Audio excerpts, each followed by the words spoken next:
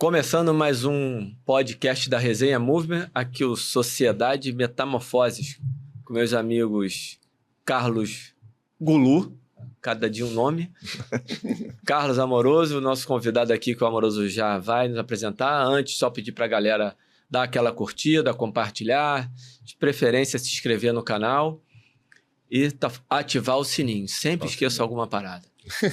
Dito isso, feito esse pequeno jabazinho, considere dar uma olhada na nossa assinatura, que está muito rica, muito legal. Amoroso. Bom, gente, hoje estamos aqui com um convidado especial, é o Dr. Vinícius Lourenço, grande amigo e aluno, e que tem muitas experiências, muitas coisas boas para trazer para a gente aí. Muita riqueza de detalhes sobre a medicina. Olha, essa é a apresentação. Maravilhosa. Bacana. Então vamos deixar o Vinícius falar um pouquinho Agora dele. eu falo?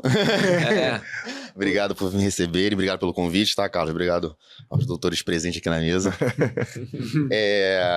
Para mim é um prazer estar aqui dentro, poder trazer um pouquinho mais da minha experiência, da minha história, um pouquinho mais do que de conhecimento, né? Acho que o importante aqui é conhecimento. Todo mundo quer buscar conhecimento, todo mundo quer crescer, todo mundo quer se entreter, enfim.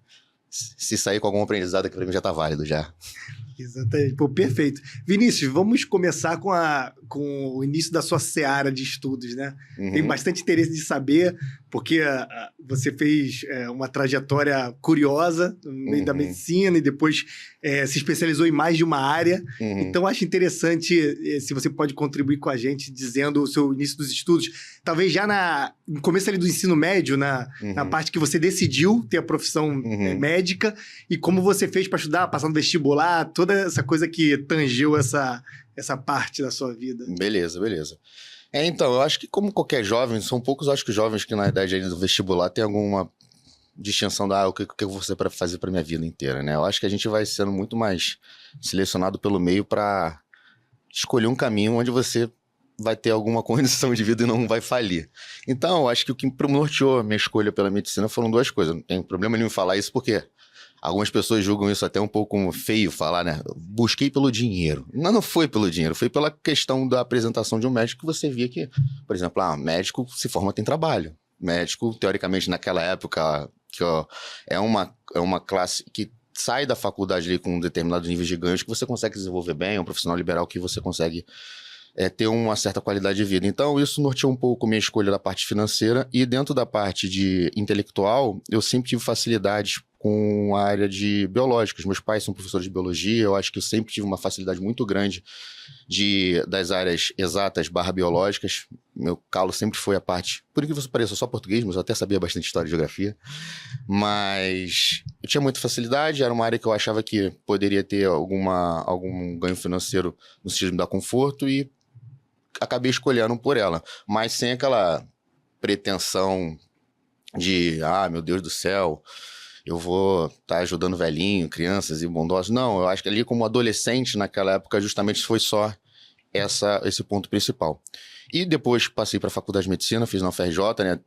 Foi uma conquista, querendo ou não, porque um vestibular de federal aí a gente sabe muito bem que até hoje é bastante disputado, naquela época também era, e fez com que eu começasse a ter foi o início da minha formação também como ser humano, do tipo de as coisas são conquistadas por esforços, né? Então, me dediquei bastante, foram 2 anos ali seguidos ali de estudos, passei pro vestibular e fiz faculdade de medicina. Como a maioria dos meus amigos que estão ali dentro também, você vê que todo mundo é perdido, ninguém sabe o que vai fazer da vida, em relação... Tinha muitas pessoas como eu, tinha muitas pessoas que com história até similares ou parecidas, e por conta disso a gente vai se formando na faculdade, a gente não tem muita noção do que vai fazer. E aquela mesma incerteza de ter escolhido a medicina por um ponto, por exemplo, fui por esses motivos que eu acabei de falar para vocês. Depois eu fico um pouco perdido, porque aqueles motivos ali norteiam talvez a escolha de um adolescente, mas a escolha de um adulto começa a ser norteada um pouco mais também por questões mais de minha vocação, esse tipo de... o que eu gosto mais ali dentro dessa área. E a medicina, cara, ela tem um campo gigantesco. Você pode trabalhar desde com seres humanos até com, sei lá, moléculas. Pode ir para a área de pesquisa, de laboratório profundo, ou você pode trabalhar de radiologia, não vê ninguém dentro do computador o dia inteiro, ou você pode trabalhar ali na linha de frente, dentro de uma comunidade, uma medicina de família e comunidade. Então são diversas áreas que você pode escolher, cirúrgicas, enfim. E essa questão do que eu vou fazer, acabou se baseando por duas coisas, né? Você falou da história da minha mãe, né? Sim. Eu sou um cara que, quando desafiado, eu acho que o meu ego aí, / desafio, ele fica mais aflorado quando eu sinto que algumas pessoas não algumas pessoas, existe um sentimento de desconfiança na minha capacidade. E eu sempre fui uma pessoa... Eu tenho TDAH, tá? Calma. Eu tenho TDAH, tenho transtorno de ansiedade também. E por conta disso, eu sempre fui uma criança bastante agitada, proativa, enfim.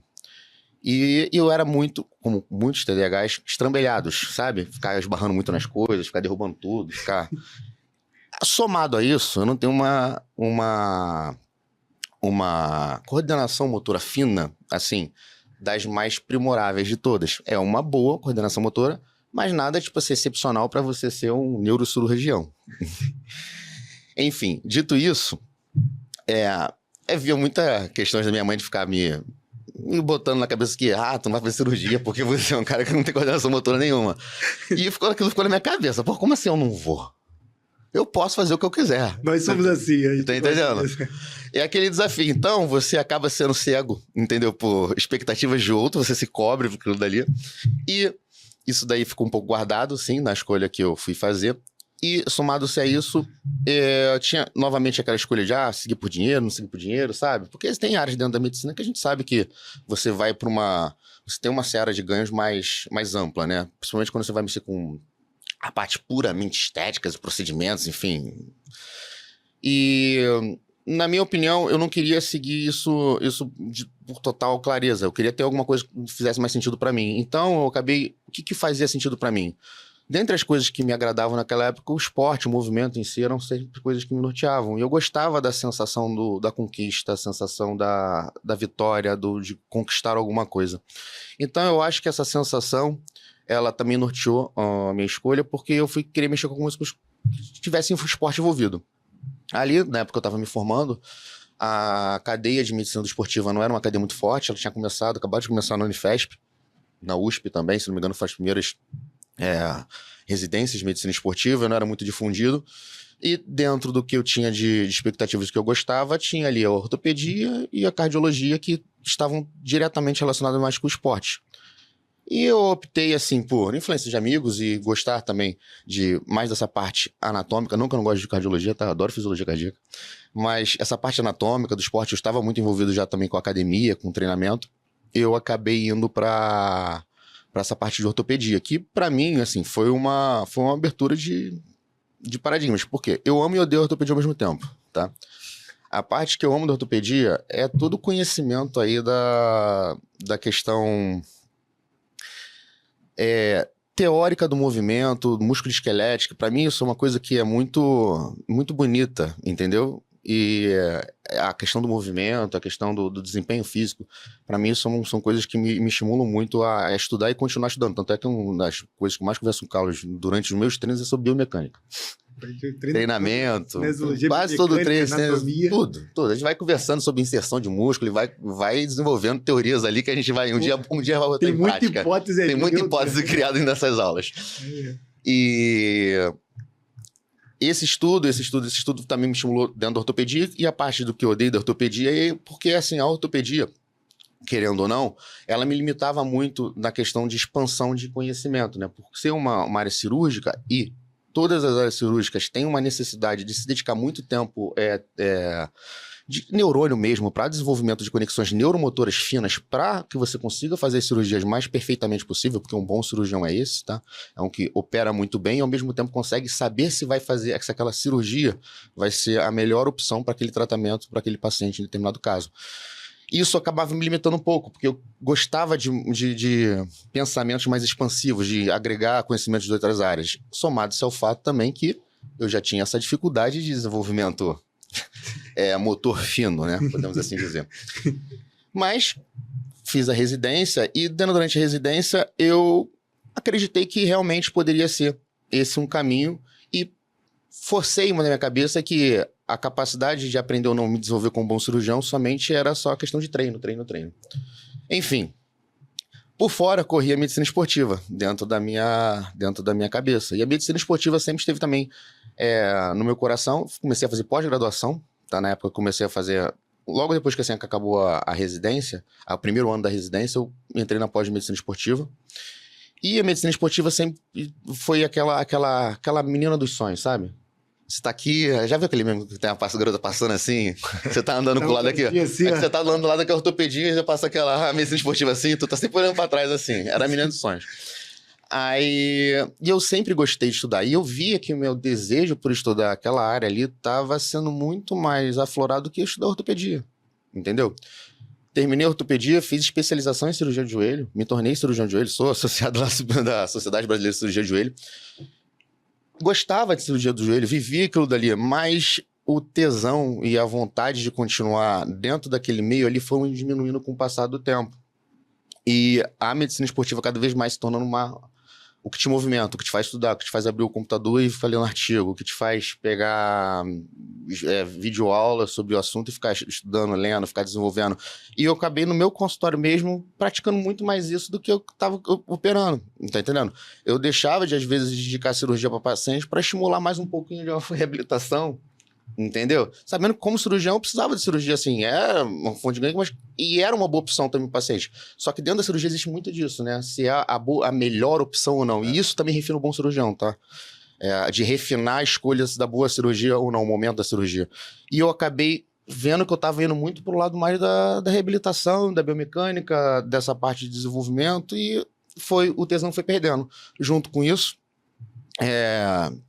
surgiu também na minha vida uma pessoa que estimulou mais esse lado meu, que é a minha esposa, Juliana, que foi aflorando dentro disso também essa parte de tomar as decisões que te trouxessem mais satisfação pessoal, e foi nascendo essa inclinação para medicina esportiva. Após já tinha terminado, o meu conhecimento, como eu já vim estudando já há muito tempo medicina esportiva, já era um conhecimento até eu considero equiparado ao conhecimento que eu já tinha de ortopedia, e eu decidi fazer uma transição do meu consultório, do que eu costumava trabalhar da ortopedia, assim, da parte cirúrgica, ortopédica, uma parte mais trazer a ortopedia como uma ferramenta dentro da minha caixinha de ferramentas da medicina esportiva. Porque a medicina esportiva, muita gente, a maioria dos pacientes nem sabe o que faz, tá?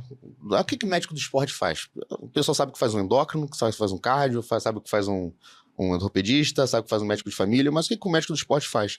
Na verdade, a gente cuida de pessoas que gostam de praticar esporte, ponto. E acho que o esporte é uma principal ferramenta de mudança para a vida de muitas pessoas. A partir disso, a parte médica e clínica que a gente pode incidir, interferir, é praticamente a parte que um médico de família acaba interferindo na maioria dos pacientes seus, sabe? A gente faz um pouquinho de cardio, um pouquinho de nutrição, um pouquinho de nutrição que eu faço naquele cálculo de ensinamentos de dieta, sobre o que vai comer ou não, um pouquinho de orientação sobre biomecânica para o paciente não se lesionar, um diagnóstico aqui ou não de uma doença do sistema musculoesquelético, faz uma parte de contribuição endocrinológica também, identificando se o paciente tem algum distúrbio hormonal assim mais normal, assim, uma tiroidite de Hashimoto, uma alteração de uma resistência pré-insulínica, e vai junto com isso trazendo informações e conhecimentos nossos de performance a partir de pega o paciente que já tem o seu problema, trata desses pacientes num estado de saúde, né, total, em geral. E dentro desse espaço de saúde, você começa a trabalhar, se o paciente quiser ou não, para performance, né? Desenvolvimento de massa muscular, uma menor percentual de gordura, e a gente vai trabalhando com esse conhecimento mais integrado, holístico aí da medicina em si, para trazer o melhor do paciente. Eu considero como uma missão fazer com que a pessoa tenha na vida a experiência de experimentar a sua melhor versão, entendeu? E no que ela acha que é a melhor versão dela, não no que eu acho, é no que ela acha. Fazer com que ela atinja os objetivos dela de vida, entendeu? Quando a gente fala de saúde e satisfação pessoal em relação a isso. Show de bola. Isso encosta um pouco no nosso episódio anterior, né? Que o Henrique falou aquela coisa do eu me sinto. Ah, sim. Né, de se encontrar, o que ele estava falando que ele foi se foi encontrando, né?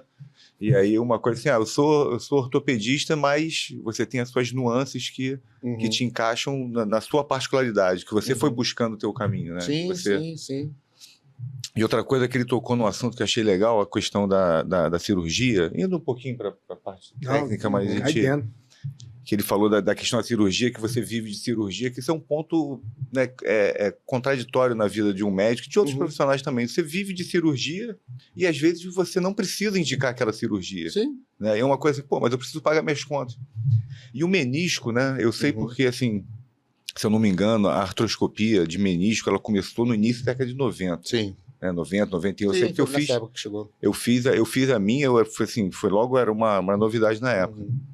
E um pouco antes, assim, a cirurgia de menisco, ela era totalmente indicada, né? E hoje em dia, a gente sabe que o quanto mais você puder evitar a cirurgia, né? Claro que tem alguns casos que tem que fazer. Sim. Pô, tem um amigo que ele operou um pouco antes de mim, que foi uma cirurgia aberta. Ele machucou um joelho e ele chegou com um curativo nos 2 joelhos. Aí eu falei assim, não, o médico já tirou todos. Meu Deus. Juro, cara, juro. Amigo meu de infância, cara. E tinha um cara, um senhor lá na academia, na prova. Não. Vamos acabar com esse problema aqui. Meu Deus. Virou apêndice. Cara, na boa. Mentira. Na boa, cara. Tem um senhor... É siso. Tirou os 4. Cara, não tô falando coisa que, assim, que eu escutei falar, não. Coisa que eu vi. Tirou os 4 sisos também. Tinha um aluno lá na Proforma, na academia, e o cara não... como siso. Vinícius, o cara não tinha as 2 patelas. O médico tirou a patela. Isso. Tirou a patela. Como é que esse filho da mãe andava? Um cara saudável? Como saudável, cara. Não, ele tinha uma condropatia lá. Antigamente era muita maluquice, cara. Aí mesma coisa, não. Cara, olha patela. só, cara, assim, na boa, assim, foi uma baita soberba do cara, né? Porque tem uma patela ali como, pô, né, um projeto, vamos dizer assim, né? Arquitetônico. Papai do céu fez... E o cara tirou a que tinha condropatia, tirou a outra também para evitar de dar problema. Aí, e a patela, assim, até o Henrique, ele falou uma coisa assim, que ele falou assim, cara, sabe qual é o problema do ombro? É que o supra tinha que ter uma patela e passar por cima, não passar por baixo. Tem uma... Pô, faz todo sentido uma patela no ombro, né? Sim, podia ter tirado do joelho e ter colocado... Poder arrebentar, né? Ia ser difícil arrebentar, Brincar né? de Frankenstein.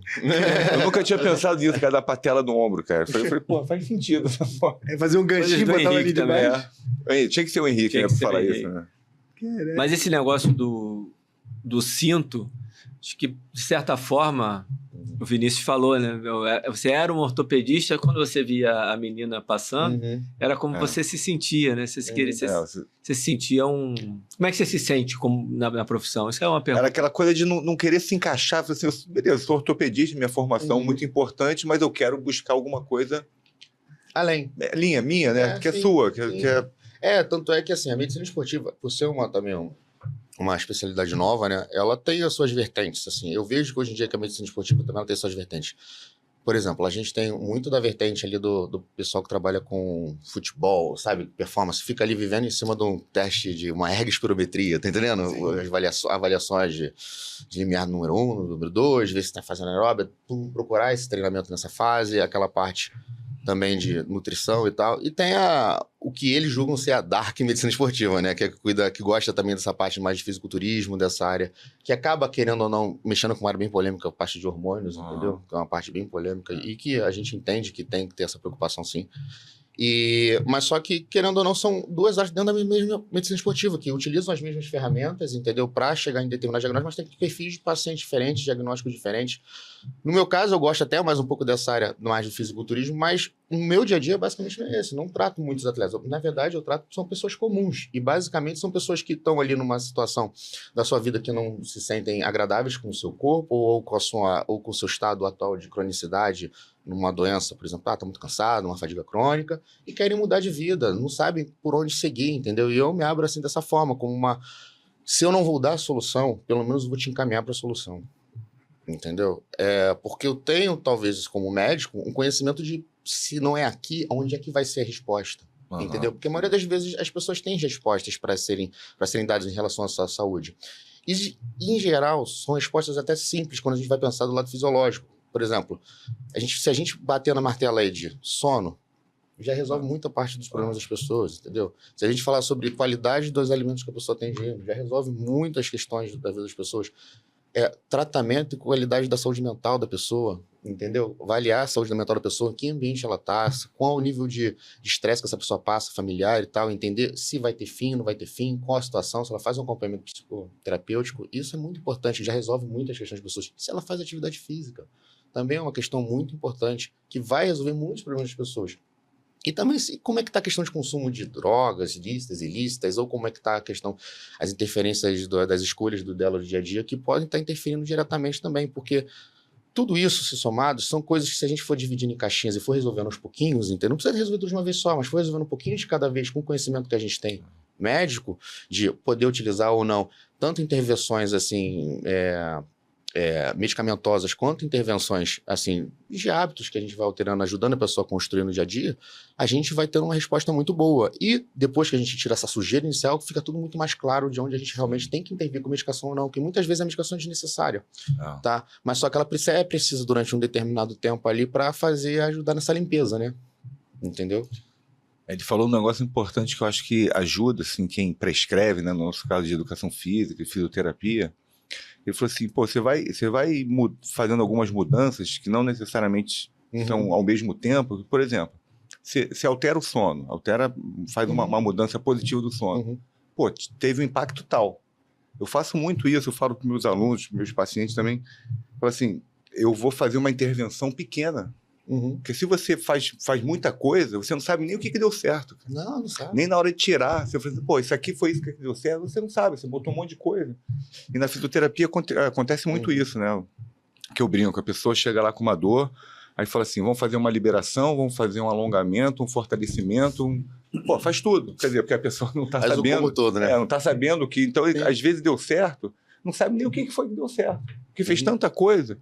Então, acho que faz todo sentido, né? Você ir fazendo mudança, até porque as pessoas, na hora da mudança, elas não conseguem mudar tudo ao mesmo tempo. Não consegue. Aí eu vou de uma hora para outra, eu vou dormir bem, me alimentar bem, fazer atividade física. Eu falo, cara, calma. Umas coisas cada vez. Faz uma coisinha, vamos ver qual é o impacto, a gente vai... Tanto que a gente também segue uma ordem de prioridade. O sono é o principal, assim. Só em saúde mental. Se o cara tiver com sono e saúde mental ruim, ele não vai fazer mais nada. Não adianta você falar o que ele vai comer, o que ele vai treinar. Não vai. Ele não vai treinar se ele estiver dormindo mal. Se ele tiver com a cabeça... ansiedade. Tem paciente que precisa de medicação. Não é só a terapia que vai tratar. E é papel do médico identificar isso, pelo menos aqui, já começa aqui o tratamento, fazer a terapia, mas ele precisa daquele intervenção inicial. Saúde mental / sono são os principais. E essa intervenção vai ter um resultado X. X, e a partir disso você vai evoluindo com as outras intervenções, entendeu? Óbvio que você vai orientar. Começa uma caminhada. Não é a melhor coisa. Você sabe que treino resistido é melhor, mas começa com uma caminhada. Entendeu? O que eu vou comer? Pelo menos aqui, eu adiciono whey protein, que já aumenta a quantidade de proteína da pessoa, entendeu? Que, em geral, é muito fraca. E já começa a melhorar um pouco já o perfil de metabolismo dela, entendeu? Ela começa a ter um menor consumo aí da proteína, dos aminoácidos aí do próprio músculo, diminui a degradação muscular, então já começa a ter um resultado um pouco melhor de perfil metabólico. Então, você começa com pequenas alterações no dia a dia que você acha que vai conseguir e bate na tecla do sono e da saúde mental, até que aquilo dali fique um pouco mais correto, certo? Tem muitas coisas aí na fala que daria para explorar, mas acho que a principal, para a gente não se alongar aqui, é a questão da simplificação. Tem uma via que eu gosto, que eu acho que a gente fala pouco sobre ela, que é a via negativa. Há muita preocupação no que colocar. Quando todo mundo que eu recebo, o que eu identifico muito mais é o que tirar. A gente tem muita coisa para tirar. Às vezes, se você só tirar algumas coisas, você já melhora. Até em treinamento, às vezes, você pega... Quando eu pego algum amigo, é mais fácil. O cara chega para mim e fala assim, Alan, tô com essa série aqui, que eu tirei na internet. E geralmente vem do a série do Coleman. É exatamente isso, Gulu. Não é um negócio que ele sentou lá com o professor, até porque quando o cara vem com uma série pra mim, não. Sentei com o professor, fiz essa série aqui, o que você acha? Assim, cara, acho que você tem que treinar com o cara. Foi ele que fez. Porque quando eu trabalhava na sala de musculação, isso acontecia muito. E era exatamente assim. Eu tô falando de 2002, 2003, 2001, não, 2002 na sala exatamente. O cara chegava com a série, essa série aqui não tá me dando resultado. Você pode fazer outra série para mim? Só que é o seguinte, eu trabalhava, vamos lá, segunda, e tinha um professor que trabalhava terça. O professor fez a série para ele na terça, mas ele não ia na terça. Ele vinha no meu dia com a série do cara da terça. O que eu podia fazer? Porque tem um negócio da vaidade do professor, que tá legal, vou mexer e agora tu vai fazer uma série boa. Eu falei, não. Tu quer treinar? Tu quer que eu mexa na série? Tá, vou mexer na série. E fazia, a série acompanhava. O cara só fazia ele executar o que estava escrito. E o cara, caraca, Porque treino bom. Pô, se tu faz a série com o cara e não volta no cara pro cara passar a série pra você, você tem um pedaço de papel que você não sabe como executar. Então, muitas vezes, nesse caso, só de você acompanhar o cara e fazer com que ele execute aquilo. Mas, em geral, essas séries bonitinhas de internet, os meus amigos vêm, o que eu faço é X. Não faz esse, não faz esse, não faz esse. Pô, mas sobrou só isso. Só isso. A primeira parada, em geral, é tirar. Eu tô falando de exercício aqui, acho que vale para tudo. Que a pessoa tava... A alimentação, na minha visão, especificamente, que eu trabalho muito com emagrecimento, é muito mais uma via negativa. Tipo, o que eu como para emagrecer? Em primeiro lugar, para emagrecer, não estou falando necessariamente de saúde que vai impactar na saúde. O que você tem que tirar? E nesse caso não é tirar o menisco. Porque nesse caso o cara colocou. Porque ele colocou uma intervenção que ele... Pô, mas você está falando da via negativa? O cara tirou todos os meniscos. Não, ele inseriu uma intervenção que o cara não precisava. Depois, se você puder até falar o que aconteceu com esse cara no decorrer, que eu acho que isso é um caso clássico de atleta. Pois é, incrivelmente, assim, depois ele é mais velho que eu. Então, nessa época, eu tinha 16, 17 anos, ele tinha 22, 23. Aí, pô, tipo aquilo, mas depois comecei a estudar. 23, 22, mil. Ele hoje tá com 54, 55. Eu tenho 50, ele é 4 anos mais velho que eu. Já tem 2 próteses. Não tem ainda. Isso que eu achei assim. O ser humano surpreende. Exatamente. Exatamente. E o cara jogou bola, assim, fute pelada, né? Não jogou, mas jogou pelada direto, corria. E eu encontro com ele, eu pergunto pra ele, e aí, como é que tá o joelho? Cara, de vez em quando dói um pouquinho, compartimento medial, um dos joelhos, mas assim, tá levando a vida. Posso fazer um adendo? Claro. Aí, sobre essa aí, vou botar uma colocação também do Dr. House aí. Patient lies. Você sabe se ele tirou? Será que ele tirou, né? Você deu um cortezinho ali. Porque a história sempre é história até ser comprovado. A medicina me provou uma coisa. Tá aí, vou perguntar pra ele se ele fez alguma ressonância. Não, eu tirei e resolveu. Tirou merda nenhuma pra placebo. Vou perguntar pra ele se ele fez alguma ressonância depois. Histórias mirabolantes com resultados assim, que não são muito... São muito, assim, os esperados? Não, pode acontecer? Pode. Ele já me contou isso aí em aula. Mas, geralmente, a gente tem que comprovar, a gente tem que ver. Quase a cirurgia espiritual da ortopedia, né? Eu fiz isso aqui, fez... Não sei se tu pode contar um pouco disso, porque é um pouco... O quê? Essas cirurgias que a galera fala que fez, não fez, espiritual. Cara, isso daí... Sem citar nome, sem passar... É muito polêmico. Porque esse tipo de comportamento tem em todas as profissões. Pô, mas assim, isso cai dentro... certo algumas vezes, né? Cai dentro daquela questão da sugestibilidade, né? Da mesma coisa da hipnose, entendeu? O subconsciente humano é capaz de fazer coisas inimagináveis. Não tô aqui pra entrar em religiosidade, qualquer tipo de coisa, mas pode entrar. Pode, não, nem é a minha questão, mas cai dentro desse aspecto das coisas que a gente não vai explicar ainda. A ciência ainda não explicou, talvez um dia explique, né? Mas cai dentro dessas especificidades que cai dentro da questão do placebo, do que cai dentro da questão da ética. Da ética. Talvez, entendeu? E a sugestão, né? Que a pessoa fica sugerida a dar o poder, a pessoa consegue modular muito do seu interior, né? Mas uma tecla que a gente, volta e meia, a gente bate aqui, a gente conversa, né? Que também, dentro da sua fala, eu identifiquei um caminho, que essa questão de você saber direcionar o teu paciente, o teu aluno, né? E ver o que está acontecendo ao sono. A gente, em muitos momentos, a gente é muito terapeuta, né? A gente tem essa... Não é que nós somos, mas se, por exemplo, você entra no discurso de um paciente que... não sei o quê, porque eu quero ficar forte. Pô, às vezes, você falou subconsciente, tem muita coisa ali por trás que na conversa você pode identificar e aí fazer pequenas intervenções. E não é mudar a cabeça da pessoa, mas direcionar ele... Né, você, com viés de autoridade que a gente acaba tendo, né? Você como médico, a gente como professor, fisioterapeuta, de você tentar ali direcionar. Então você tem que ter essa uma capacidade. É uma capacidade, assim, que eu falo, né?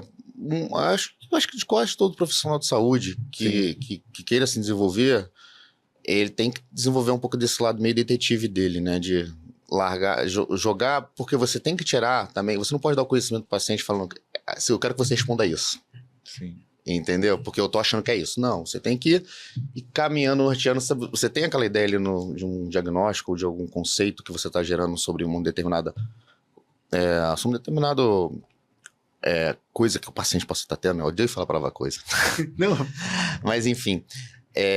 você tem que ir norteando seus pensamentos para ir... Uma condução. Vai conduzindo. Óbvio que é uma condução também que não pode ser muito proativa no sentido de você querer que seja aquilo, entendeu? Sim.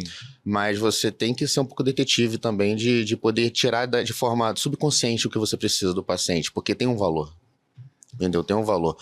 Tal como o Carlos gosta muito de fazer, aqueles valores, aquelas avaliações onde você vê... Uma pessoa faz um movimento que você acha inesperado, mas você isola, por exemplo, o glúteo, que ele gosta muito de trabalhar com glúteo. Que você vê que a pessoa ali tem uma fraqueza que a pessoa nem acha que tem. Uma sincronia, uma tremedeira, umas coisas sutis, assim, que você vai sentindo. Que ali, no caso, a gente tá falando de uma coisa anatômica, mas a gente vê isso também dentro de caminhos mentais, quando a gente vai fazendo uma consulta. Entendeu?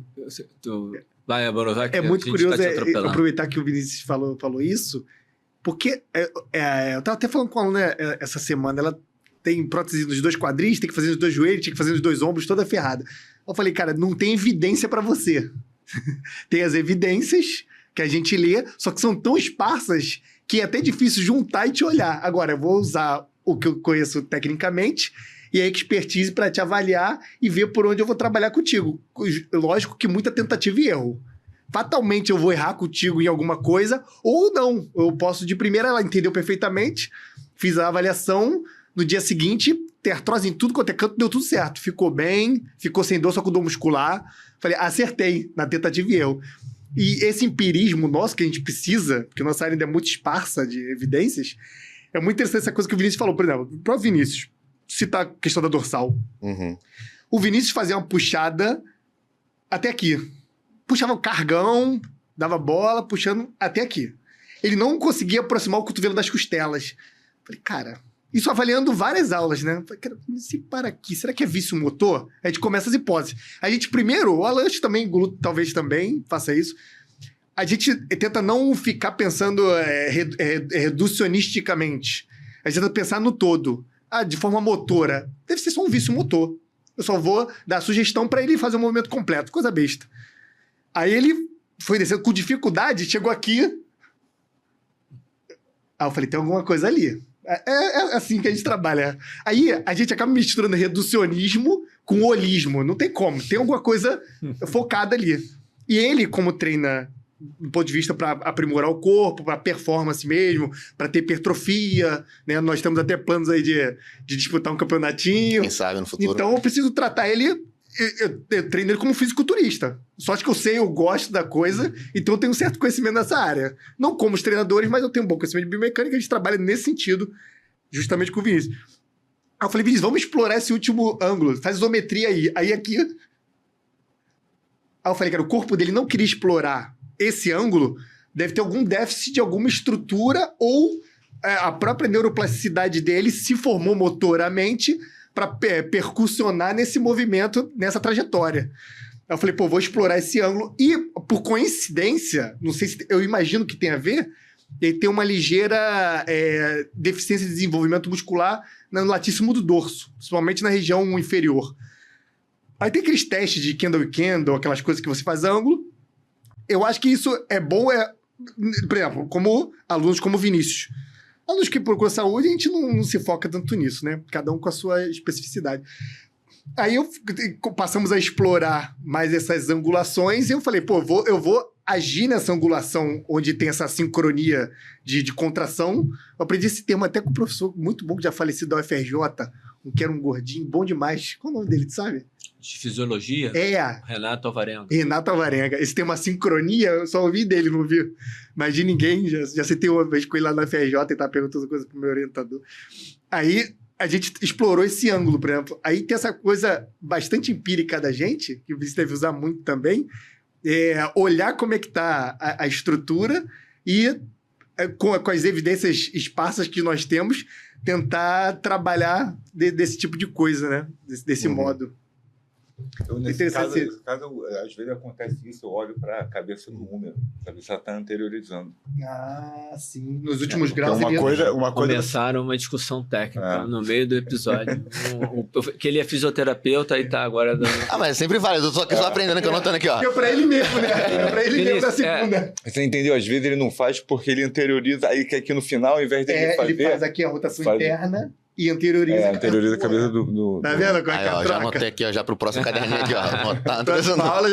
Isso é legal porque o Vinícius acho que é o convidado que mais está provocando a gente nesse sentido. Eu acho que a gente nunca participou tanto. Aí eu quero trazer outra... Então eu vou aproveitar e vou trazer outra coisa. Todo mundo falar aqui. Eu vinha... Vamos discutir. Meu celular caiu aqui, deixa aqui no chão. Eu vinha no Uber com o Amoroso pra cá, falando de uma questão sua com o estudo que eu queria explorar daqui a pouco, eu acho que vai ser interessante. Só que antes, para não perder, tomara que dê tempo, senão a gente vai ter que te convidar de novo. Tem uma coisa, o Vinícius, que é muito comum e passa por essa questão que eu trago de... Às vezes a gente se preocupa tanto em colocar e não olha o que tem que tirar. E a gente está numa época que fala-se muito entre... interdisciplinaridade, transdisciplinaridade.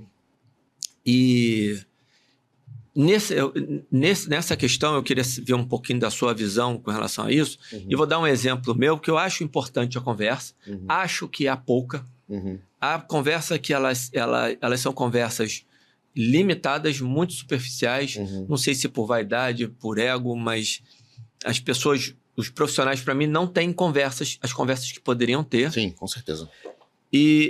Mas tem antes disso uma coisa que eu vou dar um exemplo também aqui meu. Eu peguei uma aluna, tem mais ou menos uns 2 anos, começou a treinar comigo, e ela tinha um fisioterapeuta e outros 2 professores de educação física, 2 personagens, porque ela viajava muito, então ela tinha ali uma agenda para ter sempre alguém atendendo. E eu pedi para sair. Porque não houve. Eu falei assim... Tem muita gente aí nessa linha. A brincadeira veio depois de muito tempo que eu tive coragem para fazer a brincadeira, que eu falei assim... Porque quando eu pedi para sair, quando eu pedi demissão, ela não aceitou. E eu falei, mas eu não vou ficar. E ela resolveu. Ela fez a redução. E aí, outro dia, ela comentou comigo, porque você... não queria me dar aula. Eu falei, não, eu só não queria participar da sua suruba. Os velhinhos ficam arretados, né? Porque... eu imagino. Não tinha nenhuma coisa. Eu olhava e falava assim, cara, eu entrava para dar aula para ela, porque o que eu não posso fazer? Como é que eu deixo ela mais ou menos... Tem muita vaidade nisso. Pronta para o próximo treinador. Eu não quero atrapalhar. Como é que eu faço para não atrapalhar o cara? Só que eu nem conseguia conversar com o cara. O problema não é se o cara é um bom profissional ou não, mas era tanta... eu imagino que a finalidade era mesmo para todo mundo, mas só que cada um estava trabalhando de sua forma e começa a conflitar. E aí, modéstia à parte, eu era o único preocupado em não atrapalhar o trabalho deles. Eles estavam cagando pro meu. Estavam fazendo deles. E assim, não é o meu e não é... Só que não é o meu, não é o deles, cara. Tinha uma pessoa ali que era o alto. Dela. Ela é a estrela do negócio. Sim. E assim, como eu não posso fazê-la brilhar, então eu tenho que tirar o meu time de campo. E aí ela resolveu. Hoje, obviamente, ela está bem melhor. Trabalha com 2 professores de educação física somente. Que conversam entre si. Que a gente não conversa por problema de distância e de... até de língua. O meu inglês não é muito bom para esse tipo de conversa. O cara não fala português, porque é um treinador inglês.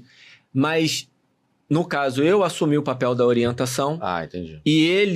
E ela passa, eu sei tudo que ele faz, ele sabe tudo que eu faço. Tem uma conversa sem ter a conversa, com respeito. Sim. E eu sei como ele trabalha, ele sabe como eu trabalho. Entendi. E eu ajusto mais, eu falo, não, fala para ele que ele pode dar o treino dele, que eu vou te preparar aqui. Então, hoje ela não tem mais prejuízo em cima disso. E quando tem, ele sabe o que aconteceu, eu sei o que aconteceu. E não que ele não queira falar comigo, eu não queira falar com ele. E o dia que a gente puder conversar, vai ser assim... Tranquilo, se resolver o problema da língua. Sim. É que no inglês, pessoalmente, eu desenrolo. Mas por vídeo, por e-mail, pô... Imagina áudio, WhatsApp em inglês para conversar com o cara. Não vai rolar. Não vai rolar. Mas, enfim... A redução, nesse caso... Eu dei o exemplo de tirar exercício, agora eu estou dando o exemplo de tirar pro pô, tu causou a demissão de 2 caras, um fisioterapeuta e um profissional. Cara, ela que optou, não foi? Eu causei a minha. Eu resolvi o meu lado. Ela que fez a opção de seguir de uma maneira diferente. Ela entendeu que seria como profissional, né? Eu acho você puxou a conversa querendo falar sobre a comunicação, vou né? Vou voltar aqui. Da comunicação, como é que isso flui para você hoje, não é você que tem um personal. Essa história também, que aí vai... A pessoa tem endocrinologista, nutrólogo, nutricionista, todo mundo fala de nutrição, todo mundo fala de alimento, todo mundo fala de hormônio. Como é que é essa sua visão dessa conversa e desses excessos? Vamos lá. Por ser um médico do esporte, assim, eu tenho uma visão um pouco geral de cada coisa, entendeu? Eu tenho, então, eu sou curioso também, então não sou psiquiatra, mas vou lá, fico estudando, porque, teoricamente, eu tenho que saber tratar ansiedade, transtorno de ansiedade, tanto porque eu tenho, e segundo pelo ponto, fato que, cara, é uma das principais causas de obesidade, entendeu? A fome hedônica, ela causa obesidade, é uma das causas de obesidade descritas cientificamente. Então, eu tenho que saber abordar essa ansiedade medicamentosa, comportamental, entendeu? Da forma mais profunda possível para eu poder ajudar esse paciente. Então, o que eu acabo fazendo, na maioria dos pacientes, eu dou uma introdução inicial, sabe? Os comandos iniciais para o paciente, seja medicamentoso ou não, vou tentando ajustar o que eu acho necessário, até porque eu tenho tempo, né?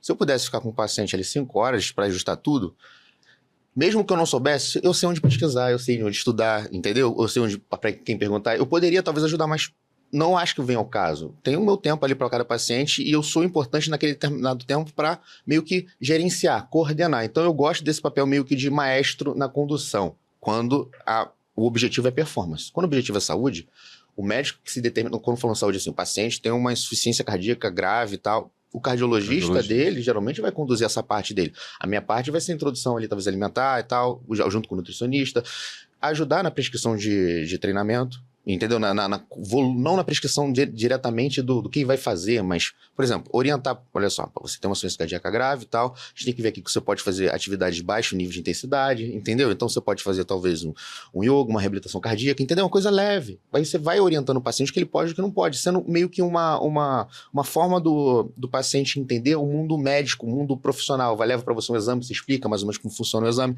um exame que talvez o cardiologista não saiba, um exame que talvez um clínico geral também não sabe, entenda, e a gente vai conduzindo, eu vou fazendo essa parte. Mas, em geral, eu acabo tendo um pouquinho de conhecimento em cada uma das partes.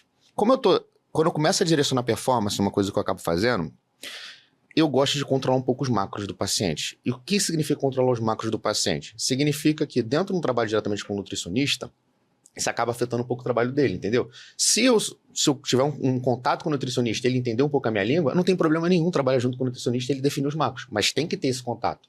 Porque dificilmente eu vou deixar um paciente meu desorientado. Totalmente desorientado. Sim. Entendeu? Na verdade, tal como o seu pai, você gosta de dar uma coordenada ali, de querer que as coisas funcionassem um pouco mais, pelo menos fosse conversado, eu gosto de direcionar. Se tiver acontecendo alguma coisa fora um pouco do planejado, eu vou acabar falando para o paciente, entendeu? Porque eu preciso que o paciente tenha resultado, que eu quero que ele tenha resultado, entendeu? Só que as coisas ou são conversadas, entendeu? Diretamente entre os profissionais, ou eu vou tentar intervir de uma forma que eu acho positiva para o paciente, se eu ver que ele está conduzindo por uma forma que eu não considere ideal. Então, eu acho que a interdisciplinaridade é fundamental, tá? Eu acho que é fundamental. O problema não são todos os pacientes que têm capacidade para ter vários profissionais, nutricionista, fisioterapeuta, treinador físico. A gente não consegue. Então, às vezes, eu sirvo de orientação, um pouco de fisioterapia, eu já ajudei paciente a orientar como fazer treinamento, no caso, explicar para o paciente ali dentro, perdi quase, não é perdi, né? Foi quase 1h30 da consulta ali, eu tenho 1h30 de consulta, geralmente minha primeira consulta. Meia hora da consulta, eu estava ensinando o paciente como é que faz um treinamento, assim, para ser efetivo, explicando sobre aquecimento, série de trabalho, carga, como é que você vai descobrir o conceito de carga sobre concêntrica, treinamento excêntrico, ensinando sobre pouco peso, porque o paciente tem noção, ele vai pegar aquela ficha de academia, não tem ninguém orientado, vai fazer e vai embora. Uma Smart Fit dessa da vida. Contratar um personal. Não vai, cara. E essa é a realidade da maioria das pessoas. Essa é a realidade da maioria das pessoas. Elas vão no médico, pagam lá minha consulta, achando que eu vou resolver a vida delas. Sozinho, eu sei que eu não consigo, mas eu tento identificar onde é que a pessoa está falhando e com esse conhecimento que eu tenho, não é um conhecimento super específico nem nada, mas é um conhecimento que já é um além, que eu com certeza que ela já tem, eu já tento incrementar isso de alguma forma, para que na próxima consulta ela venha, eu possa ajustar o que eu acho necessário, entendeu? E voltando de novo sobre a interdisciplinaridade, eu acho que é fundamental por o seguinte fato. No caso, por exemplo, aqui do nutricionista, se o paciente tiver uma certa dificuldade, uma certa restrição alimentar, uma dificuldade de ter organização, é fundamental ter um nutricionista por perto para poder juntar e fazer esse plano alimentar para ele. Na situação do treinamento, aí eu sou até um pouco mais radical do que a questão do nutricionista. Por quê? Aí eu falo para a maioria dos meus pacientes, acima dos 30 anos de idade, meu amigo, se você sempre foi sedentário, se você começar a academia sem personal, a chance de você se machucar é gigantesca. Antes dos 30, ainda tem um pouquinho ali de sistema regenerativo ali que consegue te dar conta de uma tendinopatia, de um ler que você possa vir a ter, de um vício mecânico. Depois, você aí, talvez nesse gap, você consiga evoluir sozinho para você não ter a lesão. Mas depois dos 30, a sua capacidade de regeneração já é pequena. Você vai começar errado, vai começar fazendo errado. Então, quer fazer o movimento o treinamento de força? Beleza, você começa. Mas começou a ter que realmente aumentar a carga para buscar performance? Tenha um personal. Não tem como isso sem personal, entendeu? Da mesma forma que a pessoa... Eu sou super a favor da questão de terapia. Para mim, terapia era uma coisa que todo mundo deveria fazer, mesmo que você fosse profilático, entendeu? Uma vez a cada 15 dias. Se todo mundo pudesse, realmente faz a diferença na vida de todo mundo. Eu faço a minha, desde que eu comecei... Não pretendo largar, assim, mesmo que esteja num momento 100%, paz e amor, enfim, mas pelo menos uma vez a cada 15 dias, porque é profilático. Se você está trabalhando em alta performance, quando eu falo alta performance, se você quer ser um ser humano e evoluir todos os dias, você precisa ter esse profissional também por baixo de você. Um fisioterapeuta, um paciente que tem um problema crônico, osteomuscular, ele precisa de um fisioterapeuta debaixo ali da asinha dele para poder ajudar ele sempre a estar reabilitando, tá fazendo qualquer tipo de tratamento. Então, acho que a grande questão é se o paciente tiver condições de ter essa equipe, vale muito a pena. E incluindo, essa equipe tem que conversar. Essa é uma questão fundamental, porque eu sei que aí mexe com o ego, mexe muito com essa questão de quem é essa outra que está falando, vai contra a minha opinião, e nesse momento eu acho que também é o papel do paciente entender que ele saber montar a equipe dele, entendeu? Porque também tem que ser a questão do paciente. Óbvio que todos os profissionais têm que conversar, mas é papel do paciente também entrar e ver quem ele vai escolher como líder, e aquele líder que ele escolheu vai direcionar, não que vai ser o impositor, nada, mas pelo menos vai liderar, entendeu? Dar uma sugestão. Tem que ter um líder. Tem que ter um líder, entendeu? Eu acho que também deixar nessa questão do... Todos são profissionais, todo mundo tem opinião, fica um pouco meio de... Não dá certo. Não dá certo. O multidisciplinar, né? Tem um monte de gente trabalhando, mas cada um fazendo o seu. Tem que ter um líder. Eu acho legal essa coisa que ele falou do maestro, que eu também, assim... Coincidência, eu corroboro com esse pensamento, eu gosto de fazer isso também. E eu acho que todo profissional de saúde tinha que buscar um pouco dessa maestria, vamos dizer assim, porque às vezes, o que eu vejo, assim, às vezes vaidade, assim, vou dar um exemplo, osteopata, aí a osteopatia resolve tudo. Aí o cara faz um curso de não sei o quê. Então, assim, vai segmentando a coisa, e a gente sabe que o ser humano não é assim. Então, o ideal, assim, eu já cansei de indicar paciente, é o que você falou assim, pô, se o cara tem uma cardiopatia grave, você vai indicar pro cardiologista. Então, você sair de você, da sua vaidade, e poder ter essa visão de maestro, de condutor, e saber que às vezes não é você. É o que você falou ali no início, você falou assim, às vezes eu não vou dar solução, mas eu vou saber te indicar, vou saber te conduzir, né, te botar no melhor caminho. Com certeza. Eu acho que essa é uma coisa de amadurecimento mesmo, e de sair um pouco do egocentrismo. Sim, né? Com certeza, né? Você tem que saber o seu limite. E sobre isso, eu tenho depoimento para falar em relação ao Vinícius. Ele já me indicou algumas pessoas, e tu vê que como ele pensa tanto nisso que, por exemplo, ele viu o quadro geral da pessoa, lesionado ou não, ele me indica. Tipo assim, pra eu dar um encaminhamento do ponto de vista do movimento. Aí ele me fala, pô, cara, vê se precisa de fisioterapeuta, tu consegue dar conta, ou...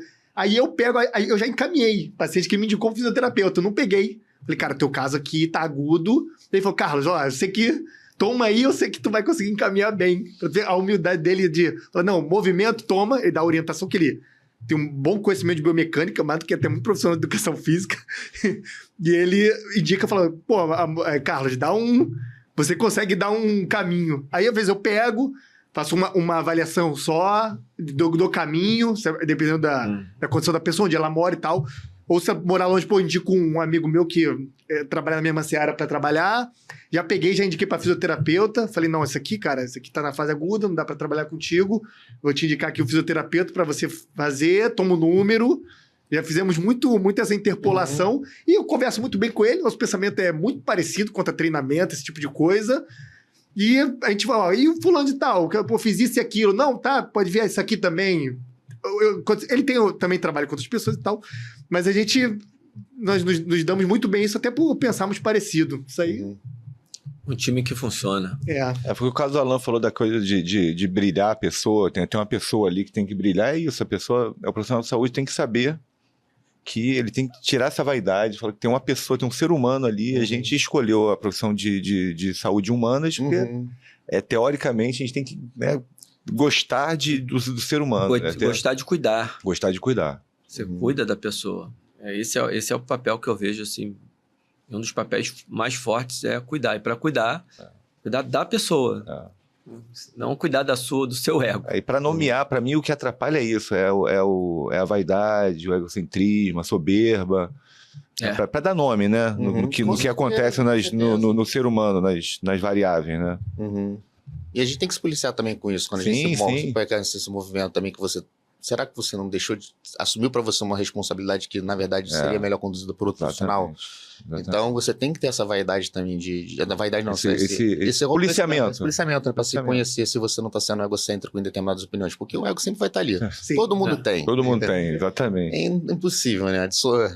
Então, você tem que controlar ele, né? É um monstrinho que todo mundo tem. É um monstrinho que faz bem e faz mal ao mesmo tempo, entendeu? Então, você tem que controlar ele. É isso, perfeito. Eu ia até falar...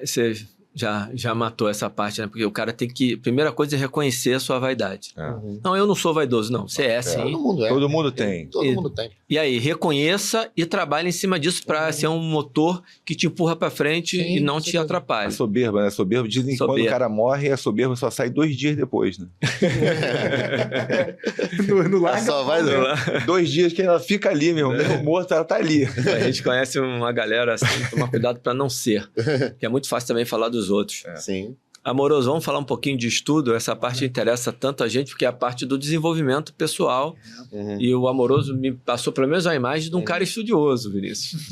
Cara, eu tento ser. Eu sou um cara curioso, acho que é a questão. Ele estava começando um pouquinho no estoicismo. Ele lendo de livro de estoicismo. Amoroso está ostentando hoje aí. Eu tô armado. Tá armado de Platão.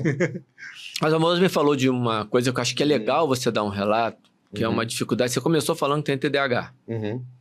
E aí, isso deve ter dado um trabalho para você. Acho que se você puder fazer um depoimento pra gente, porque tem pessoas que podem estar escutando que tem dificuldade, às vezes nem sabe que tem um problema, ou que sabe que tem, mas não sabe o que fazer. Como é que essa tua vida aí, esses desafios, esse desafio? Como o TDAH age? A grande questão do TDAH, assim...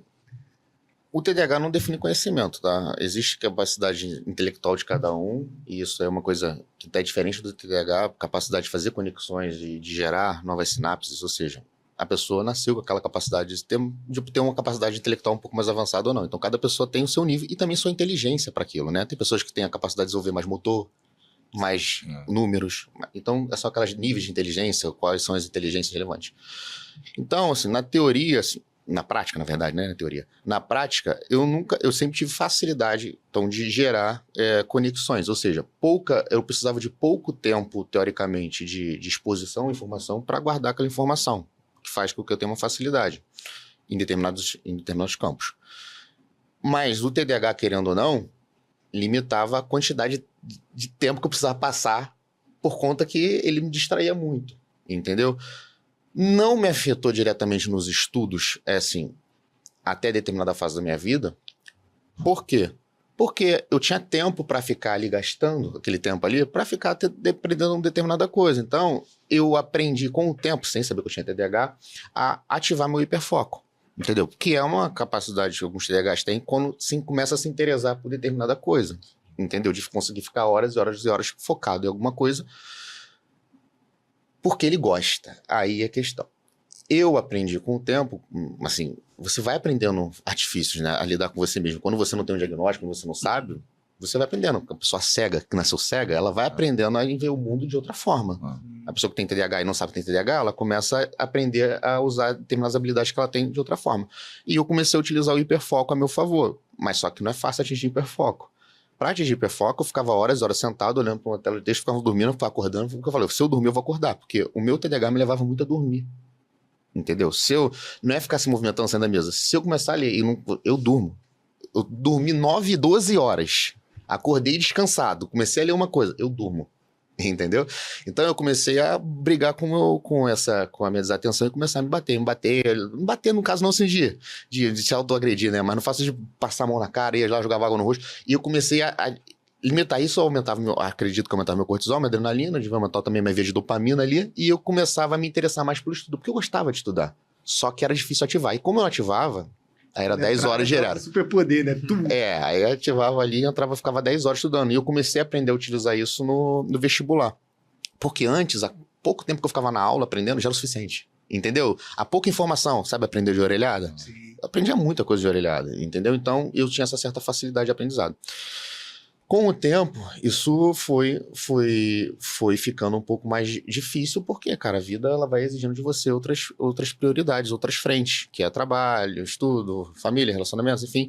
E isso foi dificultando e eu fui identificando que realmente, na verdade, foi muita questão, porque pro médico se assumir que não tem um problema, tá entendendo? É um pouco difícil. Eu sei que hoje em dia todo mundo fala, tudo bota a culpa no TDAH. Minha esposa mesmo foi falando que foi incomodada com isso. Você usou sua arma, né? A carta. A carta. Mas enfim. Mas é bom ter esse autoconhecimento, por quê? Porque a partir de um determinado ponto que você sabe que tem, você sabe como lidar, não só com questão de medicamento, questão comportamental, entendeu? A partir do momento que eu sei, você vai estudar, preciso me organizar. Como ele tá falando, botar horário, botar meta, anotar tudo. Eu preciso anotar tudo, porque senão eu esqueço. Se eu vou na padaria, eu esqueci, entendendo o que eu ia comprar. Isso não é uma vez ou outra que você tá cansado, não. É todo dia, entendeu? Todo dia. Isso irrita você, irrita a pessoa que tá do seu lado, você tem que fazer 3 vezes a mesma coisa, entendeu? Subir, eu vou pegar o carro. Aí, esqueci a chave lá em cima. Ia lá em cima, pegava um copo d'água, descia. E a chave do carro?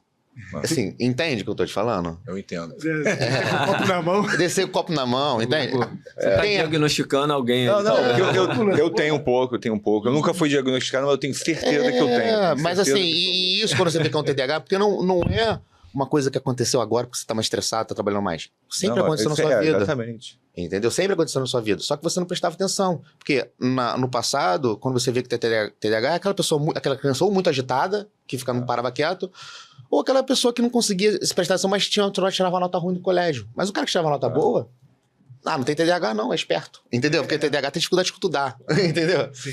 Então, muitas pessoas acabaram passando por isso. E sem contar a questão de esbarrar em tudo, não ter noção de espaço, perda de atraso, perder o tempo toda hora, porque são várias coisas que vão definindo, não somente pequenos detalhes como esse, mas são várias coisas que você vai se construindo. E a partir do diagnóstico você começa a tomar medidas comportamentais além da medicação que vai te ajudando, entendeu? Então eu acho que dentro da parte de estudos, boa parte da minha vida foi aprendendo, entendeu, a lidar com essas determinadas dificuldades para poder superá-los antes do diagnóstico, entendeu? Graças a Deus, entendeu? A genética me permitiu ter uma boa capacidade intelectual que não fez com que eu tivesse tantos prejuízos, entendeu? Com ele, mas eu sei... medicina, vestibular... Sim, mas tem pessoas que realmente têm um diagnóstico, geneticamente não desenvolveram essa capacidade intelectual tão... que tem um certo prejuízo... São algumas vezes prejudicados pela capacidade intelectual e têm mais dificuldade ainda do que poderiam ter depois do diagnóstico, entendeu? Mas é difícil também diagnosticar. Eu sei que é difícil diagnosticar, porque botar uma medicação, principalmente uma medicação agonista de dopamina ali, entendeu? Sabe?